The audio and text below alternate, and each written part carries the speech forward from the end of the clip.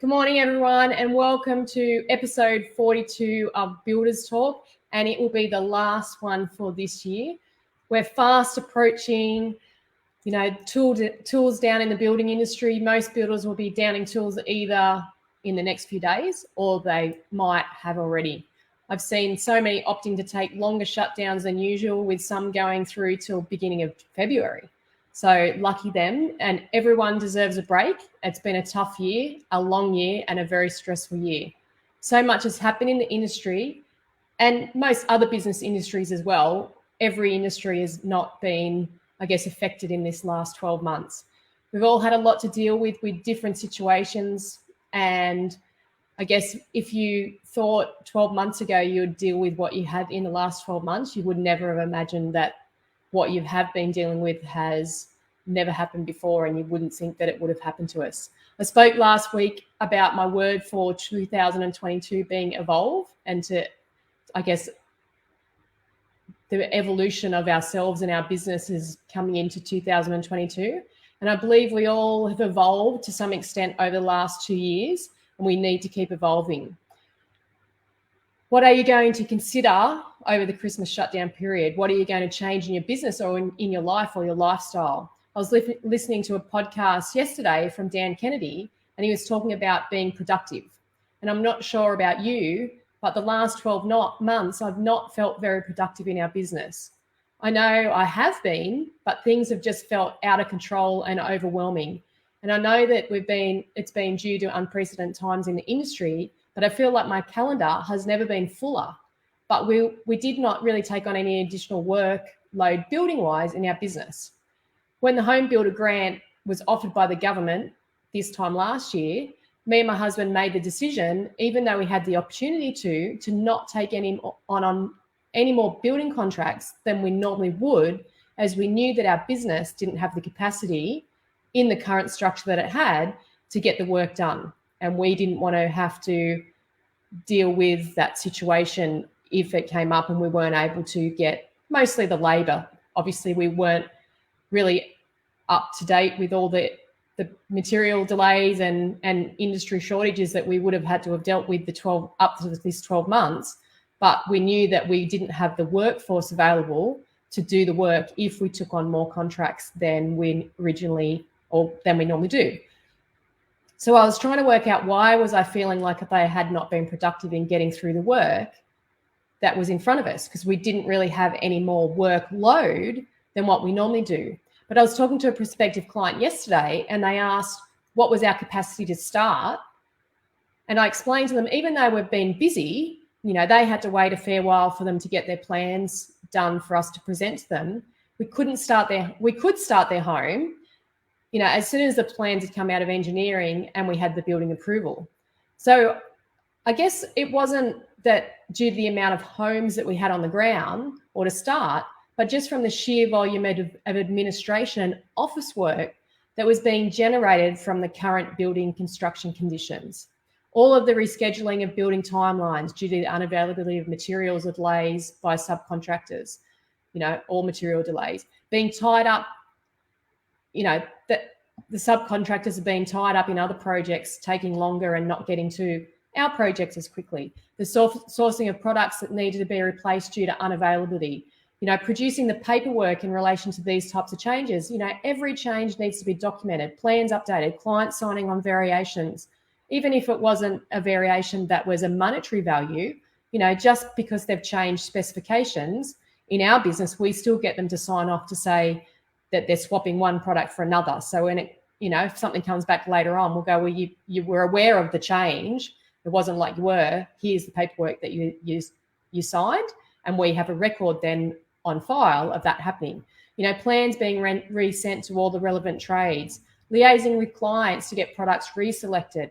Once we found alternatives that still were cost-effective substitutions.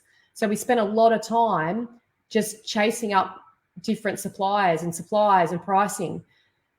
So all of this stuff was taking up a lot more administrative time than we normally would have through the building progress. We were having to navigate difficult conversations with clients over delays and reselections.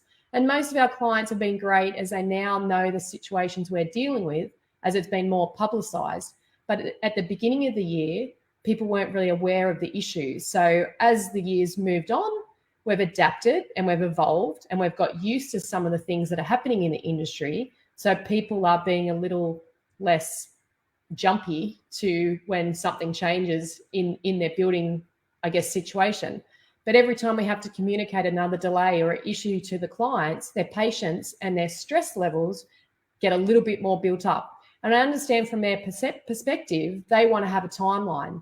They may be living in a rental property and they need to know when they are going to be able to get out. They might need to get out of that rental property. They might need to sell a current home. They just want to know, when can they put their house on the market? They may be paying additional rental fees that they imagined they wouldn't have to pay. And of course, they're just excited to be able to move into their new home.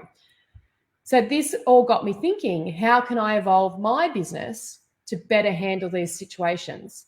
And unfortunately, the conditions we are dealing with are not going to magically disappear over this shutdown period. And, 2022 is not just going to, all those things are just not going to go away. So listening to Dan Kennedy about productivity, he was saying that most productivity issues is due to time management. And he said it is mostly not a time management problem. It's mostly an insufficient motivation problem. It's mostly just not sufficient drive, determination, and reason. And he said most people haven't come up with enough reasons to do what is necessary, to get the job done or to stay, I guess, efficient in your business. Most people are just not sufficiently motivated to do everything that is necessary to be super productive. And it's been very hard to stay motivated in these times. Dan Kennedy says you need a reason to stay motivated. And obviously, a lot of us are motivated by money. And with the majority of builders working on fixed price building contracts and the soaring price of materials and labor, it has been hard to stay motivated when you're losing money. It seems like every corner that you turn, there's more money going down the drain. So we need to find motivating reasons to keep moving. Dan also said to be able to stay motivated, we need to be able to have real-time measurements, to be able to manage and see how our business is moving. And I've spoken before about having benchmarks in our business so that we can track and measure how our business is moving. And I've spoken about my husband being overwhelmed and struggling with his motivation as he did not know if we were making any money. And he was finding it hard to keep going as he had to, this constant record playing in his head in relation to working hard for no money. He doesn't take care of the business finances. That's what I do. So he had no idea. And in his head, all he kept hearing was price increase, price increase, price increase, delay, delay, delay. So he had this record playing in his head that we weren't making any money, and he was finding it hard to keep moving forward. So it wasn't until I showed him the job budgets and the profit and loss, so some sort of indication scorecard measurement, that he was reassured that everything wasn't as bad as it was playing out in his head, and that it gave him the motivation to keep going and get through what was in front of him. So you need to be able to not only measure what is happening in your business to help you stay productive and motivated, but you also need to have the ability to stop and to be aware of what is happening around us and be willing to potentially kill off things that are not serving your business. What are you tolerating in your business that is not serving you well? This is something that I've been looking at over the last few weeks in our business. What am I tolerating that doesn't serve us well? What's going to keep me moving closer to my goal? It could be the type of clients that you're working with. It could be the market that you're serving, first home buyers or empty nesters. Is that the market that's allowing you to achieve your goal? Is there some other market that may serve you better? It could be that you have somewhat other, I guess one of my other mentors calls is black ops going on in your business. And this is where you might have staff doing things that are not serving your business. They're not doing what they should be doing. They might be working on the wrong things or doing things differently than what you've showed them, which is costing you time and money. And that makes it hard to keep you motivated and your team motivated. Is there something that you are doing that needs to stop? Often we are the biggest problems in our business. How are you going to control these things?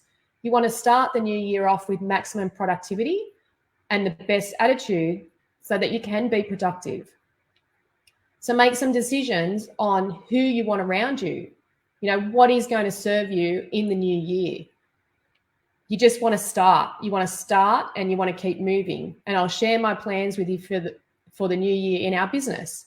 So in the new year, I'll be rebranding our business. You'll see that our business will become more clear on who we will work with and what type of market we'll be working in.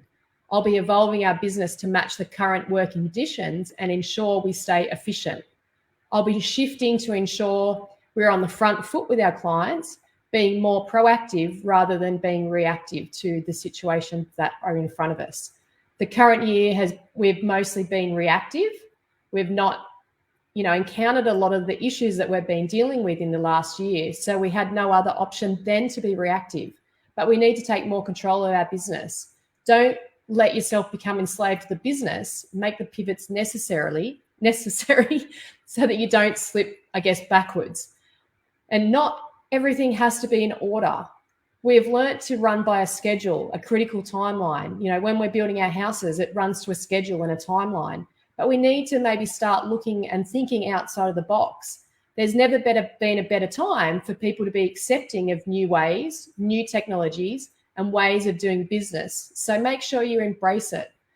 I've got Larissa here. She's saying, go Ange, lead the way for others and reactive versus responsive. Yeah, so a lot of the time we're just reactive to what's happening in our business, and that can cause us to lose time and money. But if we start to be proactive, we can gain back some of that time and money, but we have to be smart about it. We don't want to just change things for the sake of changing them. We need to make sure what we're changing serves your business, your goals, and your client. So let's remove the chaos from our business in 2022. And if you need help transitioning from, your business and evolving to the new way of doing business, get into contact with me at designerbuilder.com and let's work together to get you more profits and time in 2022. But until then, enjoy your Christmas break. Have a happy new year, and I'll see you next year. But until then, keep powering your business.